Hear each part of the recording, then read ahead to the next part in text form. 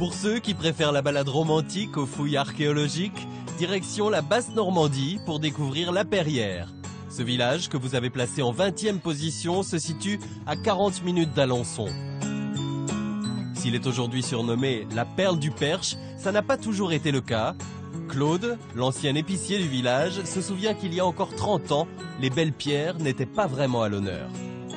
Avant, les gens mettaient facilement du ciment pour cacher tout ça. Une pierre comme ça, ils ne trouvaient pas ça beau. Mais tout ça, ça vient du sol, de la Perrière. Hein? Et ça, c'est joli. Hein? Et Claude n'est pas le seul à trouver la pierre de Grison à son goût. Les Parisiens, comme on les appelle affectueusement ici, ont réalisé le potentiel caché de la Perrière et ont retapé les maisons aux vieilles façades. Et parmi ces Parisiens, des personnalités comme Chantal Thomas. Et il y a encore du travail à faire. Hein? on attend encore des Parisiens pour venir taper.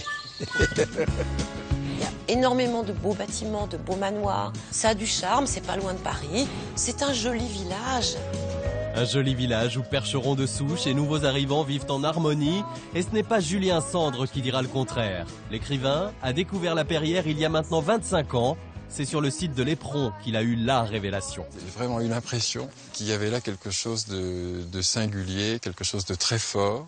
C'est parce qu'il y avait ce site de l'Éperon que je me suis installé dans la maison du village. À la Perrière, la fierté locale, c'est aussi le percheron. Et le petit plaisir de Claude, c'est justement de se promener en attelage dans la forêt de Bellem.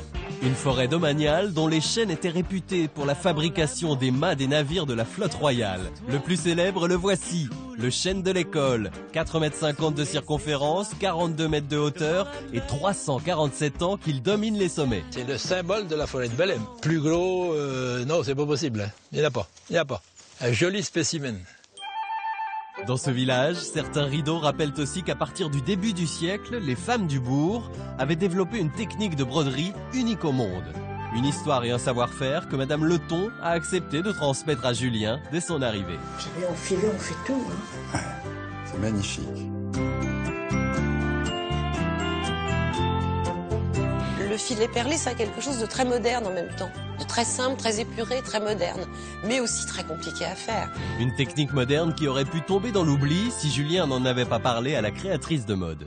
Chantal Thomas pensait que cette technique du filet perlé avait déjà disparu et qu'on ne savait plus la faire. Et à partir du travail de Madame Leton, le filet a pu à nouveau rayonner davantage et cette technique est aujourd'hui définitivement sauvée.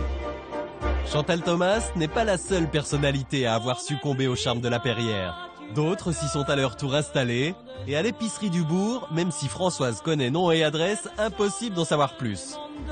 On voulait m'acheter quelque chose et on me demandait les adresses d'un tel ou d'un tel. Et moi, ça, non. Allez Françoise, rien qu'un petit nom. Rien du tout. Julien, lui, n'a pas fait de manière pour nous dire où il habitait. C'est au cœur du village, à la maison d'Orbet, qu'il a posé ses valises. Et au rez-de-chaussée de la bâtisse, le chef Lointier y a installé une brocante qui fait aussi salon de thé. Contrairement à ce qu'on pourrait croire, la vraie tarte tatin ne se cuit pas au four, mais sur le gaz. Donc tout le secret est là comme ça. C'est-à-dire qu'il ne faut jamais la lâcher. Voulez-vous goûter la tarte? J'aime beaucoup le charme de la brocante, par exemple, restaurant. J'espère que la Perrière sera le village préféré des Français, oui.